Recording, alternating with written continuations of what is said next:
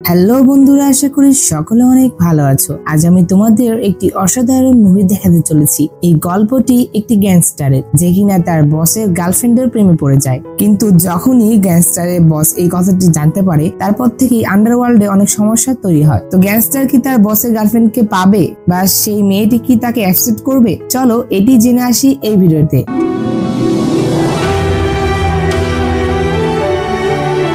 মুভির শুরুতেই আমরা কিম নামের একটি গ্যাংস্টারকে দেখতে পাই। সে ক্রাইম সিন্ডিকেট গ্যাং এর জন্য কাজ করত, আর এইটার প্রধান ছিল মিস্টার ক্যাং। সে গ্যাং এর প্রতি অনেক অনুগত ছিল। ক্যাং শহরের সব থেকে বড় গ্যাংস্টার। তার কাছে অনেকগুলো নাইট ক্লাবস এবং অনেকগুলো হোটেল রয়েছে, আর যেগুলো দেখাশোনা মুনসুক করত। কিন্তু মুনসুক একটু অলস ছিল, যার কারণেই ক্যাং তার উপরে বিশ্বাস করত না। কিন্তু সে সব থেকে বেশি বিশ্বাস করত কিমের উপরে। একদিন ক্যাং এর ক্লাবে কিছু লোক অনেক সমস্যা তৈরি করে। তারা কোনো কারণ ছাড়াই ঝামেলা সৃষ্টি করেছিল। ক্লাব কিন্তু বন্ধ হয়ে গিয়েছিল, কিন্তু তারপরে তারা গুন্ডাগিরি দেখাচ্ছিল। আর হ্যাঁ, তারা কিন্তু জানতো যে এটা কিন্তু ক্যাঙ্গেরই ক্লাব। আর আন্ডারওয়ার্ল্ডের রুলসও রয়েছে যে একজন গ্যাংস্টার অন্য গ্যাংস্টারের এলাকা থেকে দূরে থাকবে। কিন্তু এরা কেন এটা করছে? আর এই গুন্ডাদের লিডারের নাম ছিল প্রেসিডেন্ট বেক। আসলে প্রেসিডেন্ট বেক ক্যাঙ্গের জায়গা নেওয়ার জন্য এমনটা করছিল, কারণ সে ক্যাঙ্গের থেকেও বেশি শক্তিশালী হতে যাচ্ছিল, যেটাতে সে পুরো শহর দখল করতে পারে, আর মানুষ যেন তাকে দেখে ভয় পায়। অন্যদিকে আমরা দেখতে পাই ক্লাবের একটি সদস্য গিয়ে কিমকে এই বিষয়ে বলে যে বেকের লোকেরা ঝামেলা তৈরি করছে। কিম তার বিশ্বস্ত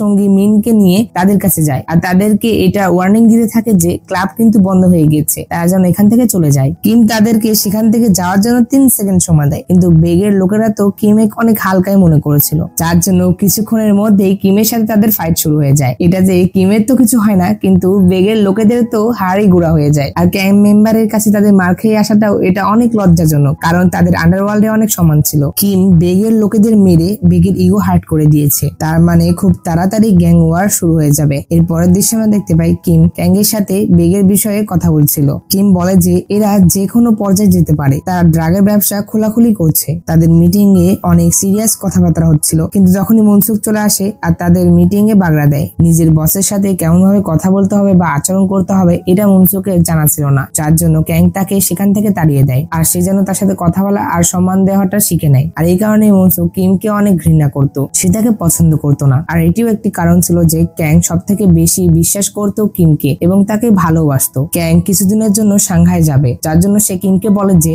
আমার একটি গার্লফ্রেন্ড আছে, সে বয়সে অনেক ছোট, আমি এই কাজ কাউকে দিতে পারবো না। আর তা বাদেও আমার লজ্জাও লাগে, কারণ আমার বয়স এত বেশি কিন্তু আমার গার্লফ্রেন্ডের বয়স কত কম।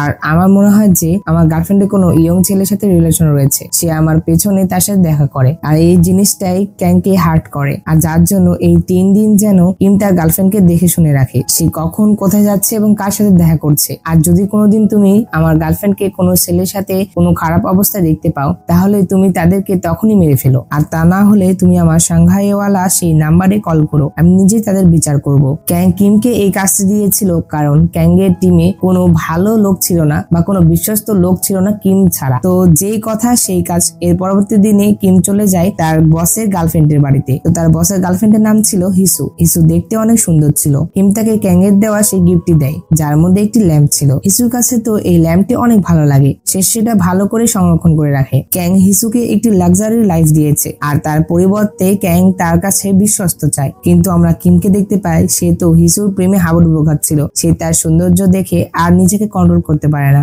সেও মনে মনে হিসুকে পছন্দ করতে শুরু করে। তার মানে বিষয়টা এমন হলো যে মিস্টার ক্যাং দুধের সুরক্ষার জন্য একটি বিড়ালকে ছেড়ে দিয়েছে। তো কিম হিসুকে বলে যে সে পুরো দিন তার সাথে থাকতে চায়, সে তাকে রক্ষা করতে চায়। আর মিস্টার ক্যাংও আমাকে এই আদেশ দিয়েছে যে আমি আপনার প্রত্যেকটা কথা শুনি এবং প্রত্যেকটা আশাই পূরণ করি। কিন্তু হিসু তাকে তার বাসায় চলে যেতে বলে, আর বলে যে আমার তোমার কোনো প্রয়োজন নেই, আর যদি কোনো প্রয়োজন হয় তাহলে আমি তোমাকে কল করে নিব। কিন্তু তবুও কিম হিসুর পিছু করে এবং সে লুকিয়ে লুকিয়ে তাকে ফলো করতে থাকে। আর একটা সময় সে দেখতে পায় হিসু একটি ছেলের সাথে মেলামেশা করে, আর তার ব্যবহার দেখে সে বুঝতে পারে সেই ছেলেটি তার বয়ফ্রেন্ড ছিল। কিন্তু কিম তাকে এখন পর্যন্ত কিছুই বলেনি, কারণ এখন পর্যন্ত সেই ছেলেটি মার খাওয়ার মতো কিছুই করেনি। তো অন্যদিকে মনসুক কিমকে কল করে বেকের সাথে কথা বলতে বলে। মনসুক বলে যে সে সকাল থেকে আমার মাথায় শেষ করে দিল, সে তোমার সাথে কথা বলতে চায়। কিন্তু কিম বেকের সাথে কোনো কথা বলে না, কারণ কিমের কাছে তার ইগো সবচেয়ে বড় ছিল। কিম বেকে বলে যে তোর যদি কথা বলতেই হয় তাহলে তুই আমার কাছে এসে বলতে পারিস, আমি তোর কাছে যাব না। আর এটাতে তো বেকের মাথা নষ্ট হয়ে যায়। সে একটি গ্যাং এর লিডার, আর কিন্তু শুধুমাত্র একটি গ্যাং এর একটি সদস্য,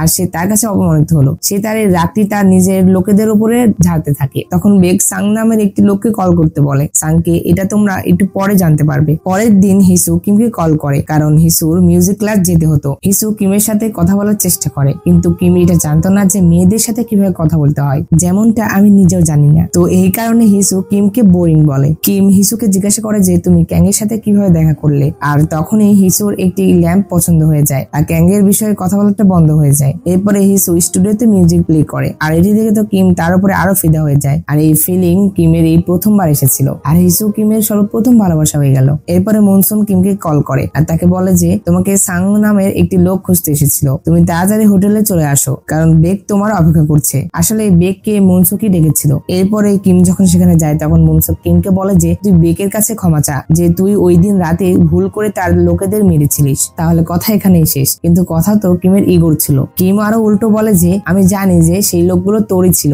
আর এই কারণেই আমি তাদেরকে মেরেছি। যদি তারা দ্বিতীয়বার এমন কোনো কাজ করে তাহলে আমি তাদেরকে আবারও মারবো। আমার পিছু করা ছেড়ে দে। এই কথাগুলো শোনার পরে মনসুকের মাথা নষ্ট হয়ে যায়। সে কিমকে বলে যে তোর কি মনে হয়, তুই নিজেকে কি মনে করিস? তাড়াতাড়ি ক্ষমা চা, তা না হলে সমস্যা কিন্তু বেড়ে যাবে। কিন্তু কিম উল্টো মনসুকের উপরে রাগারাগি করে। সে বলে যে ওই রাতে তোর ডিউটি ছিল, তুই যদি সেদিন থাকতি তাহলে এই সমস্যাটা আর তৈরি হতো না। তোর জন্যই এগুলো হয়েছে, নিজের দায়িত্ব ভালোভাবে পালন কর। তো এরপরে কিম হিসুকে নেওয়ার জন্য চলে যাচ্ছিল, কারণ তার মিউজিক ক্লাস শেষ হয়ে গিয়েছিল। কিন্তু তখন সে জানতে পারে যে হিসু তো সেই ছেলেটির সাথেই তার বাসায় চলে গিয়েছে। আমরা দেখতে পাই যে হিসুও জানতো যে কিম তাকে সব জায়গায় ফলো করে। তো হিসু যে বয়ফ্রেন্ড ছিল তার নাম ছিল ইয়ং। কিম সেখান থেকে চলে যাওয়ার সাথে সাথে হিসু ইয়ংকে কল করে নেয়। অন্যদিকে রাস্তাতে কিমের মিনের কল আসে। সে তাকে মনসুকের বিষয়ে কথা বলে। সে বলে যে তারা ক্লাব থেকে চলে গিয়েছে, আর ফোনে কথা বলার জন্য একটি গাড়িকে মেরে দিতে যাচ্ছিল, কিন্তু সে তা কন্ট্রোল করে নেয়। কিন্তু সে এটা খেয়াল করে যে সেই গাড়িটি হিসুর বাড়ির দিকে যাচ্ছিল। আর কিছু দূরে যাওয়ার পরে কিম বুঝতে পারে যে তার সাথে যে কারটির অ্যাক্সিডেন্ট হতে যাচ্ছিল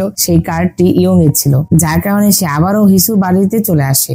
আর কিম হিসুর বাড়িতে এসেই ইয়ংকে দেখতে পায়। সে ইয়ংকে ইচ্ছা মতো মারে। কিম যখন তাকে একেবারে মারতেই যাবে তখনই তার মাঝে হিসু চলে আসে আর হিসু তাকে বাঁচিয়ে ফেলে। কিন্তু তখনই কিম ক্যাংকে ফোন করে সকল কথা বলে দিচ্ছিল। কিন্তু তখনই কিম বুঝতে পারে যে ক্যাংকে যদি সেই সকল কথা বলে দেয় তাহলে ক্যাং তো হিসুকে মেরে ফেলবে। তার ইয়ং এর বিষয়ে তো কোনো টেনশন হচ্ছিল না, কিন্তু হিসুর বিষয়ে টেনশন হচ্ছিল, কারণ সে হিসুকে ভালোবাসে। সে ক্যাংকে ফোন না করে সে ইয়ংকে বলে যে তুমি এখান থেকে চলে যাও আর হিসুকে ভুলে যাও, তাহলে এই মামলাটা আমি এখানে শেষ করে দিব। কিন্তু হিসু তো ইয়ংকেই ভালোবাসে, সে তাকেই চায়। কিম হিসুকে কথা দেয় যে এই বিষয়ে সে কাউকে বলবে না, কিন্তু সে হিসুর চোখে ভয় দেখতে পাচ্ছিল। হিসু ভালোভাবে জীবনযাপন করতে চাচ্ছিল, কিন্তু সে ক্যাং এর জন্য এটা করতে পারে না। সে স্বাধীনভাবে চলতে পারতো না। কিম যখন চলে যাচ্ছিল তখনই তাকে বেকের লোকেরা এসে ডিস্টার্ব করছিল। তো কিম তো এমনিতেই রেগেছিল, আর সে তার সকল রাগ বেকের লোকেদের উপরে ঝাড়ে। এরপরে বাড়ির বেসমেন্টে কিমের সাথে সাং দেখা করতে আসে, যে কিনা কন্ট্রাক্ট কিলার। সে বেকের জন্য কাজ করত। কিম তো ফাইটের জন্য রেডি ছিল, কিন্তু সাং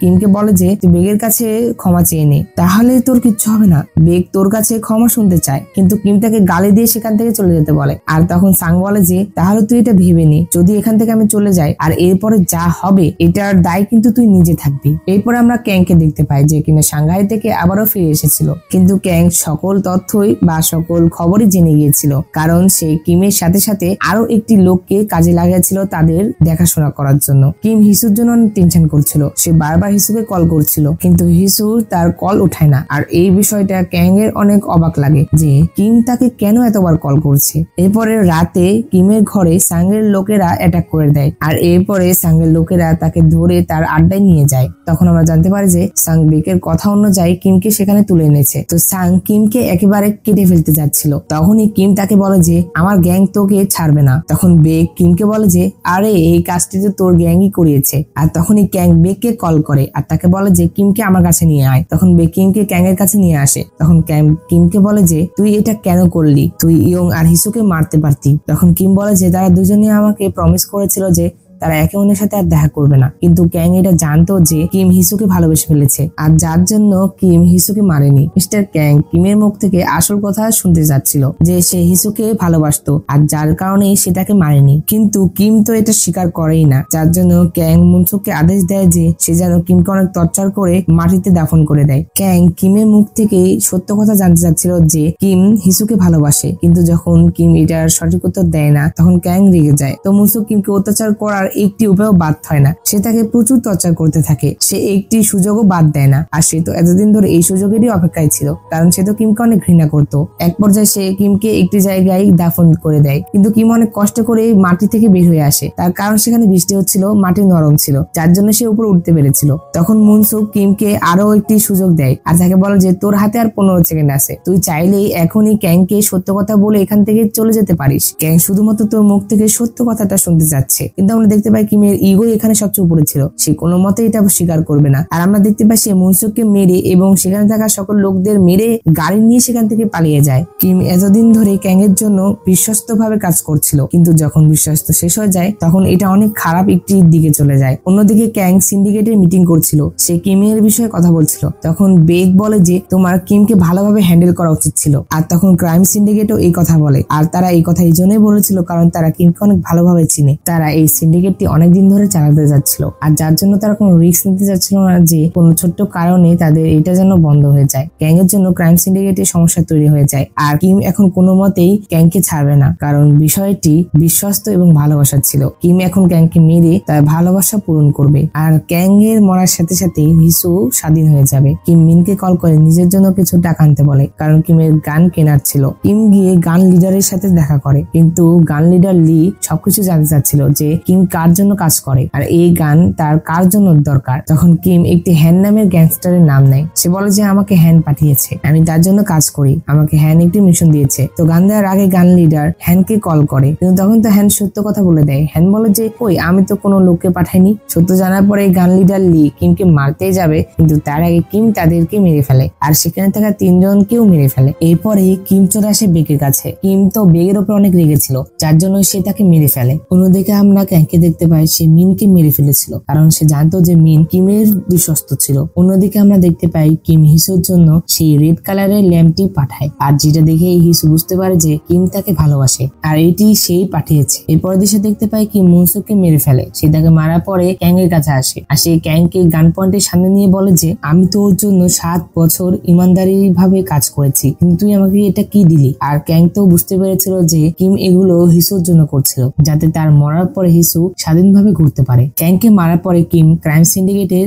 আরো একটি মেম্বারকেও মেরে ফেলে, আর তখনই সাং চলে আসে তার দল নিয়ে, কারণ সে বেগের মৃত্যুর প্রতিশোধ নিতে চাচ্ছিল। কিন্তু আফসোস কিম তাকেও মেরে ফেলে। এখানে কিমের সাথে কেউই টিকতে পারে না, কিন্তু কিম অনেক আহত হয়ে গিয়েছিল। কিন্তু তখনই সেখানে হিসুর কল আসে। হিসু কিমের সাথে এই জন্য কথা বলতে চাচ্ছিল যে এবং তো ভয়ের চোটে তার সাথে কথা বলাই বন্ধ করে দিয়েছে। আর ক্যাং এর বিষয়ে সব জানার পরেও কিম তার বিষয়ে ক্যাংকে কিছুই বলেনি, আর সে তার সাথ দিয়েছে। এটার জন্য সে কিমের সাথে কথা বলতে চাচ্ছিল, কারণ কোথাও না কোথাও তারও কিমকে ভালো লেগে যায়, সেও কিমকে ভালোবেসে ফেলে। কিন্তু আফসোস অনেক দেরি হয়ে যায়, কারণ তখন সেখানে সে গান লিডারের ভাই চলে আসে কিমকে মারার জন্য। সে তার ভাইয়ের প্রতিশোধ নিতে চায়। ফোনে হিসু ছিল, কিন্তু তখন এরিক কিমকে মেরে ফেলে। আর এখানে গ্যাংস্টার কিমের ভালোবাসার গল্প শেষ হয়ে যায়, যেটা কিনা এই মাত্রই শুরু হয়েছিল। আর গল্পের শেষে আমাদের দেখানো হয় যে পুরো মুভিতে কিম কোথাও স্মাইল করেনি। যখনই সে হিসুর সাথে দেখা করেছিল তখন থেকেই তার জীবনে আনন্দ ফিরে এসেছিল। সে তার মৃত্যুর আগে হিসুকে ক্যাং এর বন্ধু থেকে স্বাধীন করে দেয়। সে এখন তার মন মতো চলতে পারবে। তো এই ছিল এই মুভির কাহিনী। তো মুভিটি তোমাদের কাছে কেমন লেগেছে অবশ্যই কমেন্ট করে জানিয়ে দিও। আর ভিডিওটি ভালো লেগে থাকলে অবশ্যই একটি লাইক করে দাও। আর এমনই সুন্দর সুন্দর গল্প দেখতে হলে আমার চ্যানেলটি সাবস্ক্রাইব করে পাশে থাকা বেল বাটনটি অল ক্লিক করে দাও। তো দেখা হচ্ছে পরবর্তী এক্সপ্লেনে। সে পর্যন্ত আল্লাহ তাআলা তোমাদের ভালো রাখুক, সুস্থ রাখুক এই কামনা করে আজকের ভিডিও এখানে শেষ করছি। আল্লাহ হাফেজ।